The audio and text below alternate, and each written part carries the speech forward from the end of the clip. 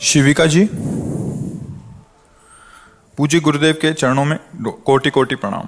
गुरुदेव भगवान, आप हर सत्संग में समझाते हैं कि मंत्र जाप करते समय ऐसा अभ्यास करना चाहिए कि संसार भूल जाए और केवल केवल श्री जी का ही चिंतन हो। गुरुदेव, जब मैं ये चिंतन करती हूँ तो केवल सदगुरुदेव के चरण ही दर्शन होते हैं। गुरुदेव, क्या मैं सही कर रही हूँ या? आपको क्या लगता है, किसका प्रश्न है? आपको क्या लगता है? तो मेरे लिए आप ही शिव स्वरूप हैं गुरुदेव। फिर प्रश्न कैसे बन गया?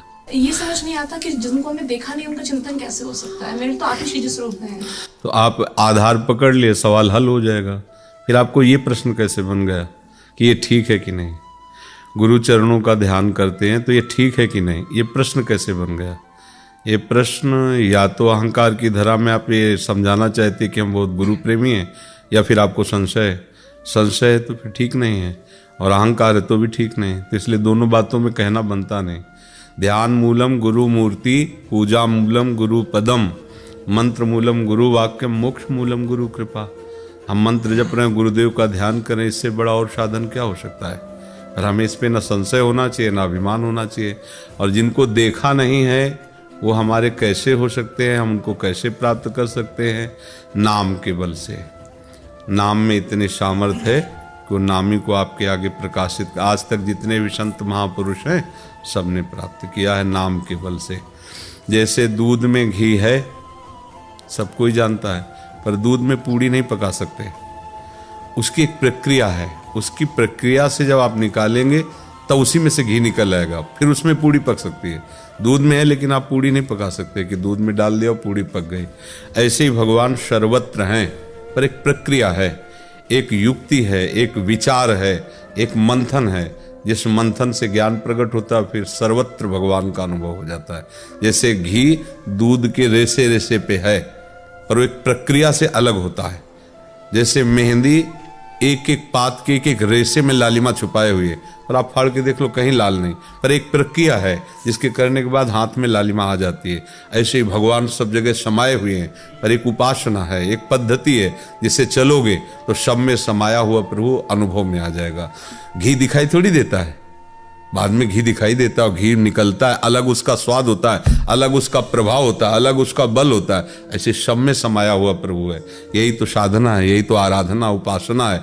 हम आराधना उपासना साधना करके उस परमात्मा को ऐसे देखते हैं जैसे हम आपको देखते हैं, आप हमें देखते हैं। ऐसे प्रभु का साक्षात्कार होता है। थोड़ी आंख मूंदे तब प्रभु, ऐसे खुली आंख प्रभु दिखाई देंगे, पर वो सामर्थ्य आनी चाहिए, वो प्रक्रिया आनी चाहिए। तो गुरु ने प्रक्रिया दे दी। नाम जप करो, मंत्र जप करो, संसार में जहाँ जहाँ मन जाए अपने आराध्य देव की भावना से उसे मन से प्रणाम करो, तभी राग हट जाएगा। और खूब नाम जप करो। गुरुदेव क्या, कोई भी जड़ चैतन्य ऐसा नहीं जिसमें हमारे प्रभु ना हो। फिर गुरुदेव तो गुरुदेव ही हैं। हम उनके चरणों का ध्यान करें, उनका चिंतन करें, उनमें भगवत भावना करें। तो एक जगह अगर हम भगवत भावना कर पाए तो सब जगह करने का हमें सामर्थ्य प्राप्त हो जाए। किसी एक जगह कर लो, जैसे हम विग्रह विराजमान करते हैं कि हमारे ये भगवान है, उसी से भक्ति बढ़ती है। फिर जड़ चैतन्य सब जगह भगवान दिख रहे। प्रहलाद जी करे खंबे में भी भगवान है और प्रकट हो गए नरसिंह रूप से। तो हम जब एक जगह भावना दृढ़ कर लें कि मेरे गुरुदेव भगवान हैं, फिर धीरे धीरे धीरे सब भक्त भगवान है, फिर धीरे धीरे सब जीव भगवान है, कोई दूसरा है ही नहीं। देखो गोस्वामी जी कह रहे कि जड़ चेतन जग जीव जत सकल राम में जान। केवल माना नहीं, उन्होंने देखा, उन्होंने जाना, सब में भगवान विराजमान है। ऋतु व्यास जी सागर से जी महाराज जी, पवित्र नदियों में स्नान बिना नहाए करना चाहिए या नहाकर जाना चाहिए? शास्त्रीय जो महापुरुषों से सुना है, जैसे आपको गंगा या यमुना स्नान करना है तो अपने घर में शौच निवृत्त हो, और जो अपवित्रता सहज में जैसे हाथ धो लेना, कुल्ला कर लेना, कमर से स्नान कर लेना, फिर इसके बाद जाओ, फिर नदी में वहाँ जाकर पहले प्रणाम करो, आचमन करो, फिर जाकर वहाँ ऐसे करने का विधान नहीं, रगड़ने का विधान नहीं। अगर रगड़ना है तो वहीं की बालू लेकर के फिर आप रगड़ो, पर फिर गोता लगाने के बाद फिर नहीं रगड़ना, गोता लगाना है बस, केवल डुबकी। तो वो हुआ तीर्थ अवगाहन। अपवित्रता, जैसे मान लो आप वो उसी के जल से शौच गए, फिर वहीं कुल्ला और सभी, अगर आप गृहस्थ हैं तो ऐसा ना करें। आप अपने जहाँ रुके हुए हैं, आजकल तो सब शौचालय की व्यवस्था होती है, फिर पवित्र होकर के वहाँ से जाइए, फिर अवगाहन कीजिए।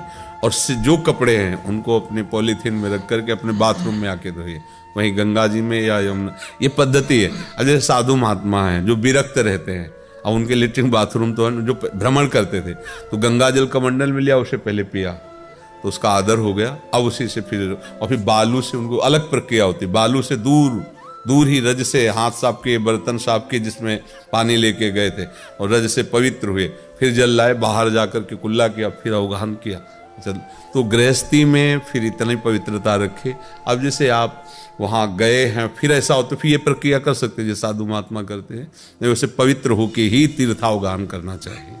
और ये साबुन लगाना और थूकना और मलना, ये तो बिल्कुल मतलब मूढ़ता है, ऐसा नहीं कर। जैसे गंगा जी है, यमुना, ये हमारे यहाँ केवल इनको जल ही थोड़ी माना गया, इनको साक्षात मूर्तिमान माना गया। देखो गंगा जी के पुत्र भीष्म जी थे ना, यमुना जी साक्षात श्री जी के सहचरी हैं, तो एक प्रवाह में है, और उनमें अब आप खखार रहे हो, थूक रहे हो, सब तो तीर्थावगान हो रहा है, पाप कर रहे हो।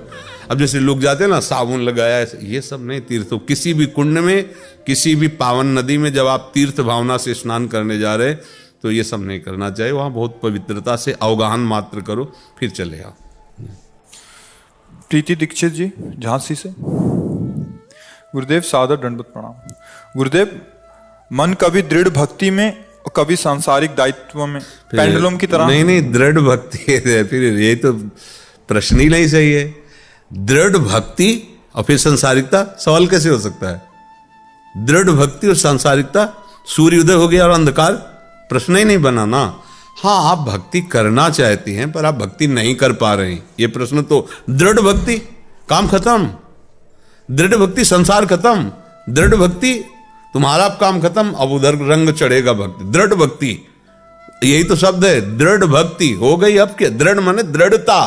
अब कोई फैसला, किसी की ताकत नहीं, उसी को तो दृढ़ता कहते हैं। हमें हटा ना पाए, उसी को तो दृढ़ता कहते हैं। दृढ़ भक्ति और संसार चिंतन बिल्कुल प्रश्न ही नहीं बना। हम भक्ति करना चाहती हैं या दृढ़ भक्ति में जाना चाहती है, पर हमारा संसार चिंतन नहीं छूटता, ऐसा प्रश्न बन सकता है। तो हम नाम जब शुरू करें, प्रभु की लीला गायन करें, खूब सत्संग सुने, धीरे धीरे अभ्यास करें, भोजन सुधार करें, बिना प्रभु को लगाए भोग हम ना पाएं, गंदी चीज़ें ना पाएं जो संतजन नहीं पाते, जिसका निषेध करते हैं, और जो क्रियाएं शास्त्र विरुद्ध हैं वो न करें, जो गंदे आचरण वाले लोग हैं उनसे हम अपनी मित्रता न रखें, तो हमारा धीरे धीरे मन पवित्र होने लगेगा। भगवान की कृपा से हमारा मन भगवान में लगने लगेगा। भक्ति दृढ़ रूप तो फिर बात बहुत हो, तो सिद्धावस्था हो। भक्ति दृढ़ हो गई तो भगवान अधीन हो गए, फिर बचा क्या?